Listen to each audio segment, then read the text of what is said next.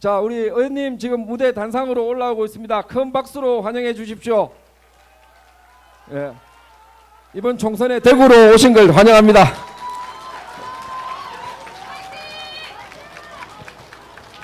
잘겠습니다. 예. 손 깜짝이네. 자, 다시 한번 홍준표 의원님께 큰 박수와 환호 부탁드리겠습니다. 네, 여러분 반갑습니다. 의원님 정말 오랜만에 뵙는 것 같습니다. 그렇습니다. 반갑습니다. 네, 오늘 정말 많은 분들께서 이 공간을 채워주고 계시는데요. 인사 한번 해주시죠. 우선 대구 시민 여러분 그리고 일부 각지에서 오신 분들 정말 고맙습니다.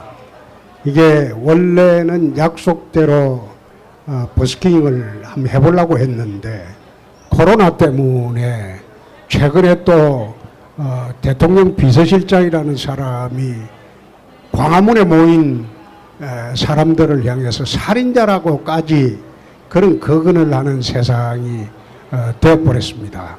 그래서 그 사람들 때문에 가능하면 안 하려고 했는데 매일신문 유튜브 그 미녀와 야수라는 아주 인기 있는 유튜브가 있습니다. 그 유튜브 행사로 문화 행사를 한다고 하기에 오늘 왔습니다.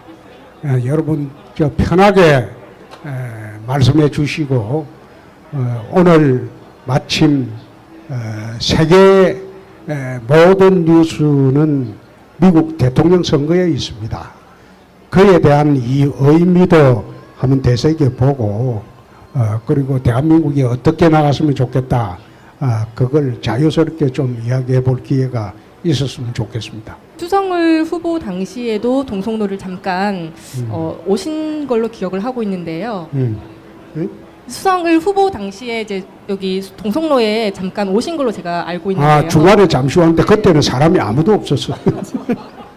네, 이 수성을에서 당선이 되시고 국회에 당당히 입성을 하셨는데 현재 의정 활동은 어떻게 하고 계십니까?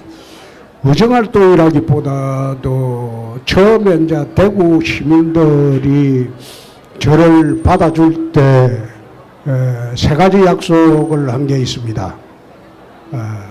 수성의 꿈, 대구의 미래, 마지막으로 대한민국의 희망, 그 세 가지를 이야기를 했는데 그 세 가지 약속한 부분이 있습니다. 그 약속한 부분을 지금 만들어가기 위해서 의정활동을 주로 거기에 집중을 하고 있습니다. 예. 그렇군요. 이번 버스킹의 주제가 동성로 만민 공동의 세상이 왜 이래입니다. 의원님, 근데 세상이 도대체 왜 이런 겁니까 지금? 그게 사실 지난 4년 전 탄핵 대선 때 3년 반이 됐죠. 탄핵 대선 때 문재인 정부가 들어오게 되면 경제가 폭망할 것이다. 어려워질 것이다. 남북 관계가 어려워질 것이다. 대미 관계가 어려워질 것이다. 3년 반 전에 대선 토론회 때 이미 한 이야기입니다. 경제가 왜 이래 어려워지냐. 코로나 이전에 한국 경제는 이미 망하는 수순으로 가고 있었어요. 가고 있었는데 이 사람들이 코로나를 핑계를 대는데 사실상 이 코로나가 경제를 망친 게 아니라 그 전에 이미 좌파 경제정책이 대한민국 경제를 망치게 했다. 그리고 코로나가 그걸 더 가속화시켰다. 막 그렇게 보면 됩니다. 오늘 이제 미국 대선을 보니까 트럼프가 이제 지게 생겼죠. 트럼프가 지게 생겼는데 우리가 미국 대선을 주의 깊게 보는 가장 큰 이유가 미국 대선의 결과가 어떻게 되느냐에 따라서 한국 경제, 대북, 안보, 국제관계 그게 전부 달라진다는 겁니다. 달라지기 때문에 한국 국민들이 미국 대선이 어떻게 결론이 나는가 그걸 자세히 보게 되는 겁니다.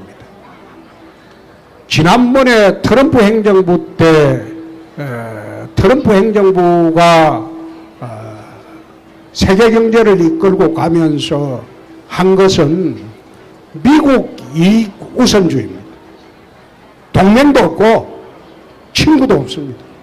친구도 없고 미국의 이익이 된다면 동맹국가에게 손해를 강요를 하고 그런 식으로 트럼프가 아메리카 퍼스트 정책을 취하면서 세계 경제가 굉장히 어려워졌습니다. 한국 경제도 어려워졌어요. 그런데 미국 우선주의가 아마 바이든이 들어오면 완화가 될 겁니다. 그게 아마 없어지지는 않을 거고 바이든이 들어오면 완화가 될 겁니다. 현대경제문제연구소에서 발표한 거 보면 바이든이 들어오면 우리나라 수출이 한 2%가량 늘어난다. 우리나라 경제가 호전될 것이다.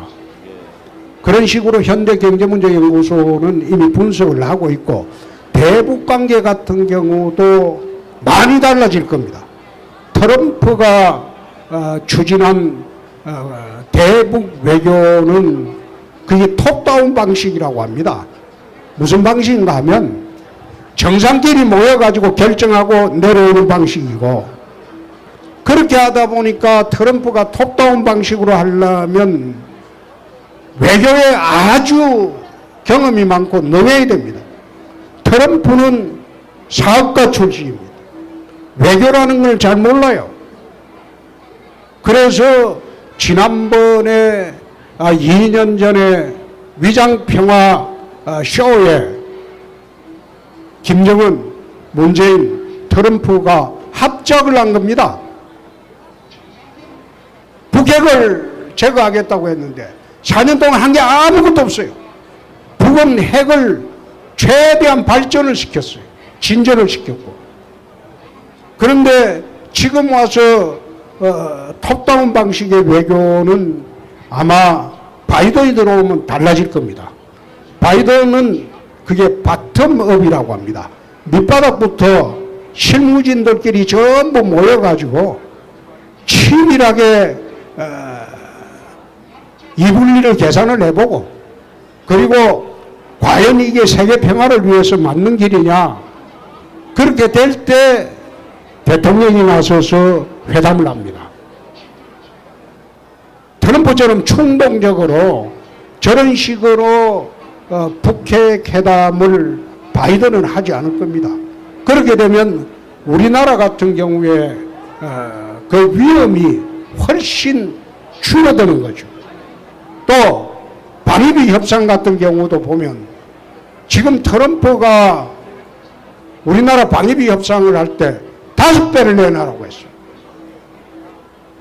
현재보다 5배를 더 내놔라. 근데 이런 횡포가 세계 어디에도 없습니다. 어떻게 너가 부자 나라 아니냐? 너가 나라 지켜주니까 지금 내는 것에 5배를 내놔라. 방위비 협상도 그래서 지금 진정이 안 되는 겁니다. 그러나 바이든이 들어오면 방위비 협상 문제가 물론 우리가 방위비를 좀 올려주기는 올려줘야 하겠지만은 방위비 협상이 무난히 진행이 될 겁니다. 한미 관계는 이제 아마 문 대통령이 아주 당혹스러울 겁니다.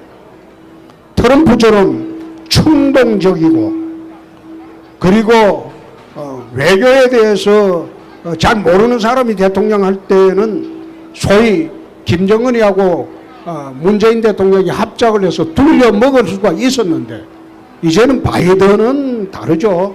그 사람은 27살 때 30살 때인가 델라웨어주 상원의원을 해가지고 이미 세계 정세나 모든 분야에 의해서 정통한 사람입니다. 그래서 우리가 미국 대선을 바라보면서 누가 되는 것이 한국의 장래를 위해서 좋은가 그걸 이제 전부 국민들이 판단을 하기 때문에 미국 대선에 우리가 관심이 많은 겁니다. 네. 오늘 오프닝 토크 주제가요 관상입니다. 여러분 관상 보실 줄 아십니까?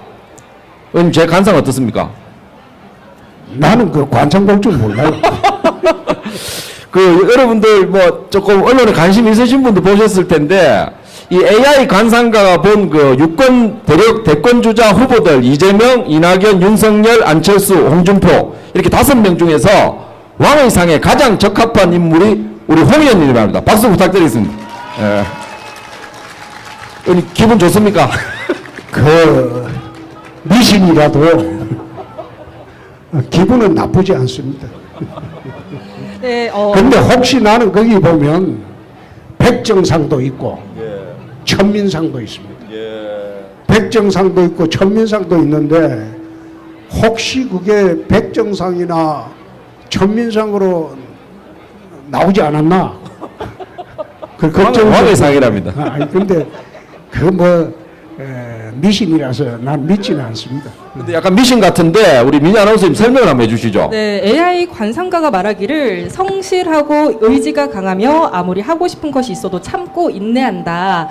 하지만 고집이 강해 그로 인해 문제가 생길 수 있으니 주의하길 바란다. 그거 딱 맞는 말이네. 고집이 강해 문제가 생길 수 있다.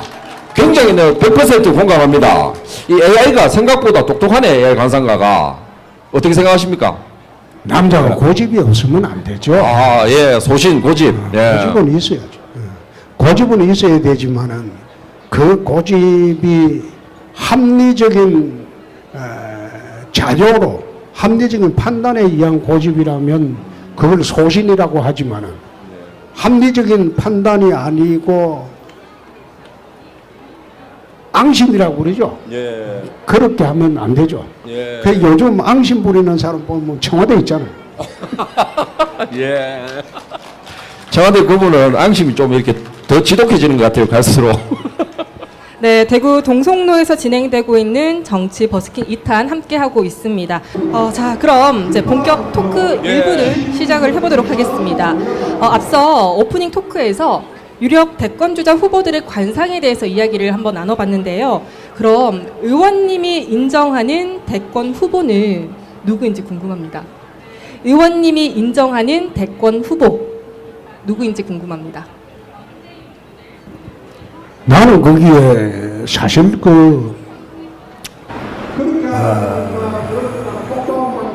대통령 후보라는 거는 국회 가면 한 300명 있어요. 국회의원들은 다 대통령 한번 해보려고 하는 거니까. 그러니까 그럴 줄 알고 제가 또 어느 특정인을 두고 이야기하는 거는 예. 이렇게 답변하실 줄 알고 제가 추가 질문을 준비했습니다. 윤석열 검찰총장 만만치 않습니까? 제가 볼 때 범털인데 좀 부담되지 않습니까? 아니, 나는 예. 윤 총장을 검찰총장으로 보지 정치를 하겠다는 사람으로는 보지 않습니다. 정치를 안 할 거다. 검찰총장이죠. 예. 아니 정치를 하고 안 하고 만약 7월에 임기를 마치고 야당에도 오면 우리가 잘 모셔야죠. 예. 전에 한번 말씀하셨죠. 예. 저도 좋은 것 같아요. 이렇게 야당이라는 대권 주자들이 한 10명 모여가지고 선의 경쟁하면 더 좋을 것 같습니다. 어쨌든 윤 총장도 대마 있고 참 이렇게 나훈아처럼 이렇게 사나이다운 그런 기질이 있는 것 같아요. 그래서 좀 이렇게 범털이라는 생각을 하게 됐고요. 그러면 이제 좀 사실 슬슬 이렇게 대권에 대한 비책이 나올 때가 됐는데 혹시 비책 힌트라도 하나 살짝 이래 주시죠. 예. 근데 비책 힌트라기보다도 아마 문재인 정부가 성공한 정부가 되지 못할 겁니다. 되기 어려운 게 우선 민생이 파탄 지경으로 가고 있습니다. 이미 좌파 정책을 하면서 민생은 파탄이 됐어요. 자영업 망했죠. 중소기업 망했죠. 대기업 다 탈출하죠. 그리고 고용은 지금 청년들이 자리가 어디 있어요? 취업할 데가 없죠. 이래서 이거는 IMF 때 버금가는 그런 국민 생활, 실생활에 어려움이 따를 겁니다. 최근에 또 부동산 대란이 일어나고 있지 않습니까? 전셋집을 못 구해서 지금 난립니다. 부총리라는 사람이 자기가 그 법을 만들어 놔놓고 전세 3법을 자기가 전세 쫓겨났어요. 난 그 사람 그 집 구했는지 몰라. 구했다 하더라고요. 마포에서 쫓겨나가지고 어디에 뭐 민주당 지지하는 사람이 집을 줬겠지. 그리고 정상적인 사람이라면 그 사람한테 집 안 줄 겁니다. 그 정도로 전세 대란이 일어나고 또 부동산 대란이 일어나면서 이게 재개발 재건축을 풀어야 되는데 이걸 막고 있어요. 재개발 재건축을 못하게 지금 털어지고 막고 있어요. 또 재개발 지역에 사는 사람들한테 재개발 재건축을 해가지고 거기 오래 살은 것만 해도 억울한데 조금 이익을 보려고 하면 그 이익을 뺏어가요. 개발부담금이라고. 이런 거는 맞지 않죠? 시원하게 박수 치셔도 됩니다. 아니 그런 식으로 경제를 엉망으로 만들고 옛날에 그랬잖아요. 지금 부동산 대란이 일어났는데 옛날 정부에서는 DJ 때까지도 그러지 않고 노무현 대통령 때까지도 이런 식으로 하지는 않았어요. 하지 않았는 게 시장 기능에 맡겨야 됩니다. 그리고 과도하게 가진 자들이 갑질을 하면 그때 규제에 들어가야 됩니다.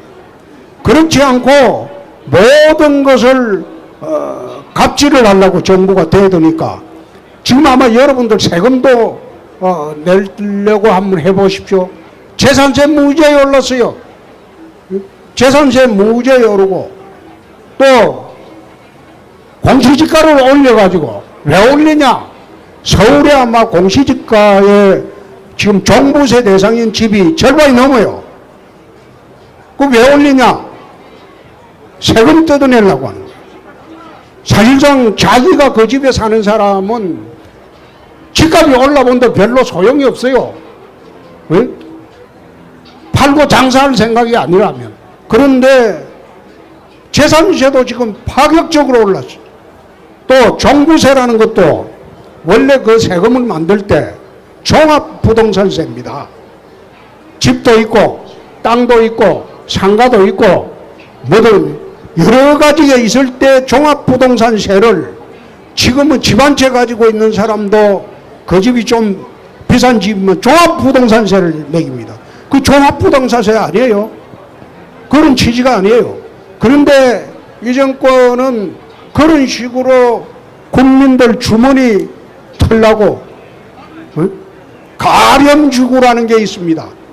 세금이 너무 가혹하게 해서 국민들을 핍박을 하면 옛날에 가렴주구를 하면 왕도 쫓겨났어요.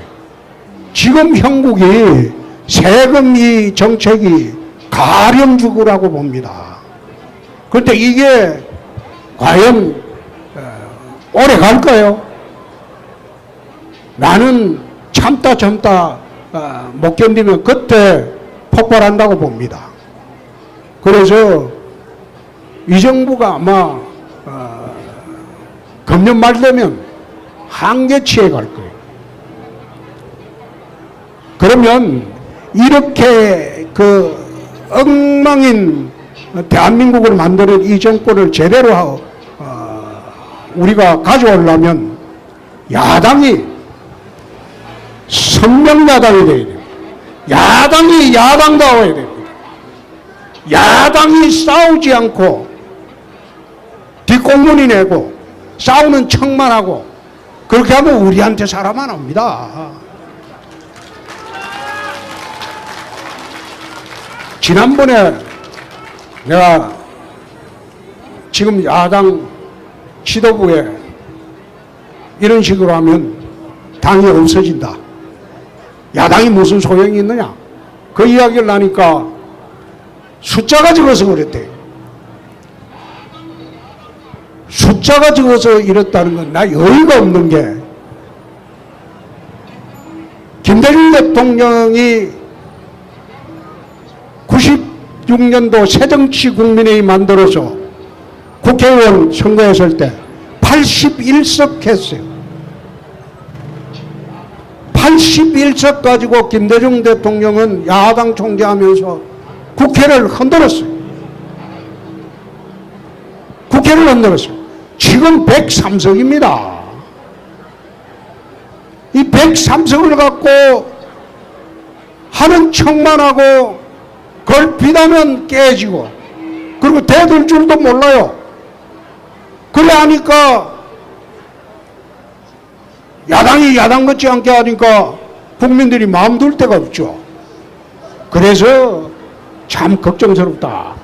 저쪽의 사람들은 무너지는데 그 무너진 사람들을 우리가 담을 그릇을 만들어야 되는데 이 그릇이 이 그릇 갖고는 곤란하다는 거예요. 힘들다는 거예요.